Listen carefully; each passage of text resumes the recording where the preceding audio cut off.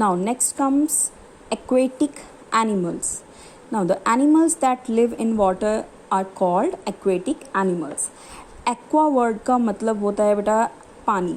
So aquatic animal means वो animals जो पानी में रहते हैं. For example, fish, crabs, seals and seahorse are some of the animals that live in water. Here you can see the picture of fish, turtle, seahorse, etc. They all live in water. So fish have fins to swim with. Turtles, seals and dolphins have oar-like flippers to swim in water. So fish जो होती है बेटा उनके पास swimming के लिए जो है fins होते हैं. These are called fins. And जो turtle, seals and dolphins have oar-like flippers. इनके oar-like flippers होते हैं जिनकी वजह से ये स्विमिंग कर सकते हैं. Next is animals like fish, prawn and crab which live inside water have gills to breathe oxygen dissolved in water. जो animals जो पानी में रहते हैं like fish, prawn and crabs हैं तो पानी में जो ऑक्सीजन डिजॉल्व होती है उसको एब्जॉर्ब करने के लिए उनके पास गिल्स होते हैं. And some aquatic animals like whales and dolphins breathe through lungs. लेकिन कुछ animals like whales and dolphins जो हैं उनके लंग्स होते हैं, उनके गिल्स नहीं होते, उनके लंग्स होते हैं. उनको प्रॉपर सांस लेने के लिए हमारी तरह हवा में आना पड़ता है. So they come to the surface of water very often to breathe air. Water birds like ducks and swans have webbed feet which help them to paddle in water. ये चीज़ यहाँ पर वो बता रहे हैं कि जो डक्स एंड स्वैन्स हैं उनके पैर जो हैं वो वेब्ड फीट की तरह होते हैं. उनके पैरों में भी स्किन जुड़ी होती है तो वो पानी में तैर सकते हैं. Next is amphibians. Animals which live both on land and in water are called amphibians. So what are amphibians? वो animals जो पानी में और ज़मीन दोनों पर रहते हैं. Frogs, toads and salamanders are some of the amphibians. Here you can see the frogs and salamanders who live on both earth and land and water.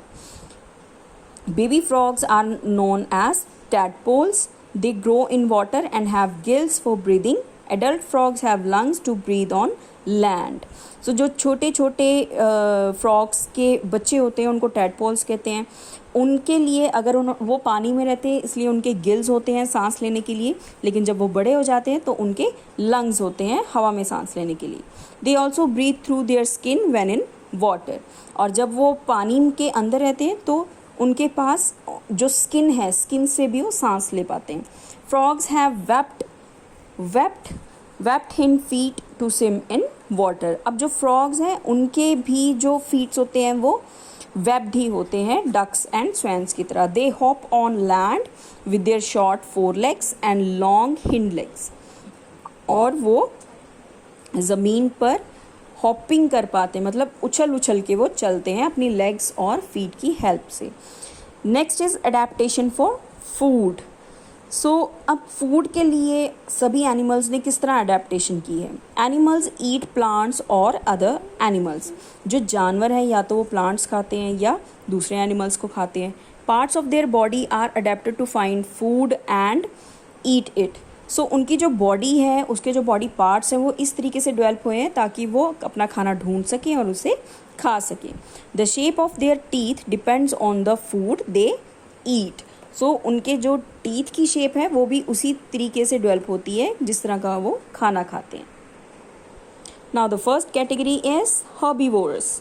Plant eating animals like rabbits, cow, goats, deer, giraffe and elephants are known as herbivores.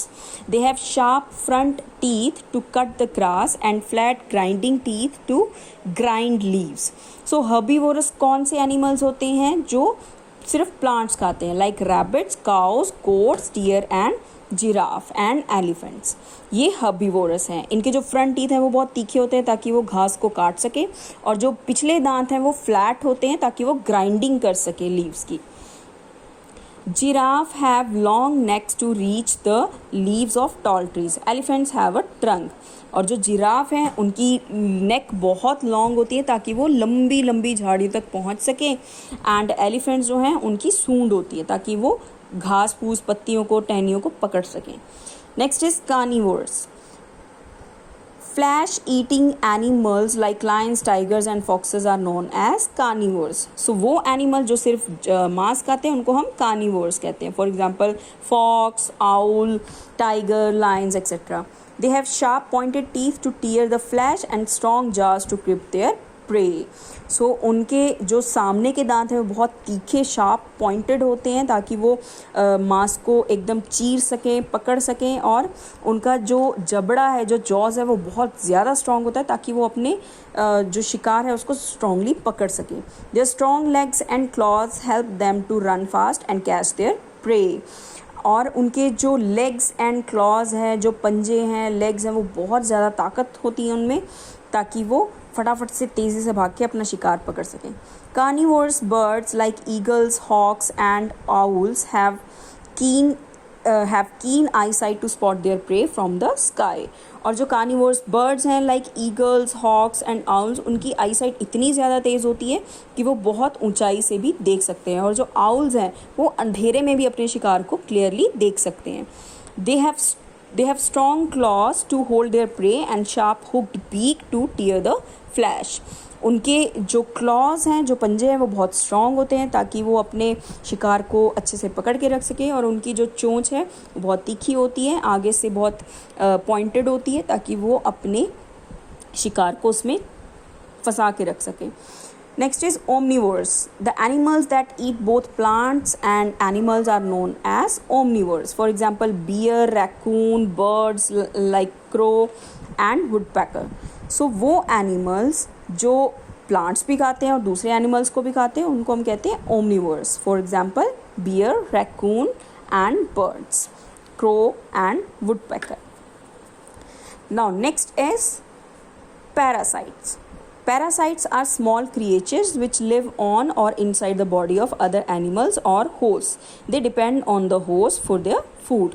So parasites बेटा वो छोटे छोटे small creatures होते हैं जो दूसरे animals की body के ऊपर या उसके अंदर रहते हैं और वो अपने food के लिए उसी पे depend होते हैं. उसको हम कहते हैं host. For example, leech या tick. ये जो है, ये आपने देखा होगा कि डॉगीज़ के स्किन के साथ चिपका होता है, उसकी स्किन से खून चूसता है. इसी तरीके से लीच जो है वो भी हमारी बॉडी से या किसी भी एनिमल की बॉडी से चिपक जाती है और उसका ब्लड चूसती है. So these are parasites. Tick, fleas and some mosquitoes suck blood from the host. Worms like hookworms, tapeworms and roundworms live inside the body of animals and take their nutrition from the host body. So जो body के ऊपर रहते हैं उनकी examples है ticks, fleas and mosquitoes. और जो body के अंदर जो वर्म्स रहते हैं वो है हुकवर्म्स, टेपवर्म्स एंड राउंडवर्म्स. ये बॉडी के अंदर रहते हैं. Now next is adapting to be safe. अब अपने आप को सेफ रखने के लिए, बचाने के लिए एनिमल्स क्या करते हैं. Some animals like grasshopper, toads, butterflies, leaf insects and stick insects hide from their enemies by having body color or shape that blend with their surroundings. So कुछ बेटा ऐसे animals हैं like grasshoppers, toads, butterfly, leaf insect and stick insect. तो कुछ ये animals ऐसे हैं जो अपने आप को शिकारी से बचाने के लिए, अब दूसरे जानवरों से बचाने के लिए जो इनको खा सकते हैं उनसे बचाने के लिए ये अपने आप को सराउंडिंग के साथ ब्लेंड कर लेते हैं, छुपा लेते हैं. इस प्रॉपर्टी को हम कैमोफ्लेज कहते हैं. कैमोफ्लेज. यहाँ पर देखो ग्रास हॉपर पत्तियों के ही कलर का है, राइट. तो पता ही नहीं चल रहा कि पत्तियाँ कहाँ हैं और ग्रास हॉपर कहाँ पे है. इसी तरीके से इस टोड को देख लो, इसका कलर और ज़मीन का कलर बिल्कुल एक जैसा है. यहाँ पर बटरफ्लाई ने अपने आप को छुपाया हुआ है, राइट. सो कोई भी शिकारी आसानी से ढूंढ ही नहीं सकता कि बटरफ्लाई कहाँ पर बैठी है. इसी तरीके से लीफ इंसेक्ट, ये देखने में बिल्कुल एक लीफ जैसा लग रहा है. एंड दिस स्टिक इंसेक्ट, ये तो बिल्कुल ही ऐसे लग रहा है जैसे कोई लकड़ी हो. So this is called camouflage. Similarly, many hunting animals like tigers and lions also avoid being seen by their prey by having body color or strips and spots on their body that help them blend with their surroundings. So इसी तरीके से कुछ animals हैं like ये tiger है, ये lion है, ये अपने आप को झाड़ियों में इस तरीके से छुपा लेते हैं कि जो इनका शिकार है, जो छोटे एनिमल्स हैं वो इनको देख ही ना पाएँ और ये चुपके से जाके उसका शिकार कर सकें. So this kind of blending into the background is called camouflage. इसको हम, इस प्रॉपर्टी को camouflage कहते हैं. Some animals behave in a particular way to be safe from their enemies. The porcupine puffs out the squirrels when it see danger. अब कुछ animals ऐसे भी हैं जो अपने आप को छुपा नहीं सकते, लेकिन वो कुछ पर्टिकुलर ऐसा बिहेव करते हैं कि वो अपने आप को शिकारी से बचा सकते हैं. फॉर एग्जाम्पल पॉक्यूपाइन है. अब पॉक्यूपाइन के बहुत सारे ये स्पाइक्स होते हैं, तो जब भी इसको लगता है कि कोई खतरा है तो ये अपने स्पाइक्स को ऐसे छोड़ देता है और वो जाके शिकारियों को लग जाता है. सो हेयर पॉर्क्यूपाइंस जो है, जब उसको लगता है कि कोई ख़तरा है तो वो अपने क्विल्स को जो है छोड़ देता है एनिमी के ऊपर, और वो एनिमी की स्किन पे जो दुश्मन है या जो शिकारी है उसकी स्किन पे चिपक सकते हैं और उसकी स्किन पे वो ज़ख़म भी कर सकते हैं और इन्फेक्शन भी कर सकते हैं. So it's a very painful method. So porcupine इस तरीके से अपने आप को बचा सकता है. Now next is a pangolin's back is covered with overlapping scales. It tucks its head between its legs and rolls itself into a ball when it senses danger. तो पेंगोलिन एक एनिमल है जिसकी बॉडी पे इस तरह से scales होते हैं. तो अगर इसको लगता है कि कोई ख़तरा है तो ये अपने सिर को अपनी लेग्स में छुपा लेता है और ऐसे अपने आप को रोल करके एक बॉल की शेप बना देता है और अपने आप को शिकारियों से बचा लेता है. सो बेटा, this was all about adaptation in animals. तो आपने इस चैप्टर को अच्छे से पढ़ना है और इसको अंडरस्टैंड करना है. In the next session we will study about its back exercise. Okay बच्चों, हैव अ नाइस डे.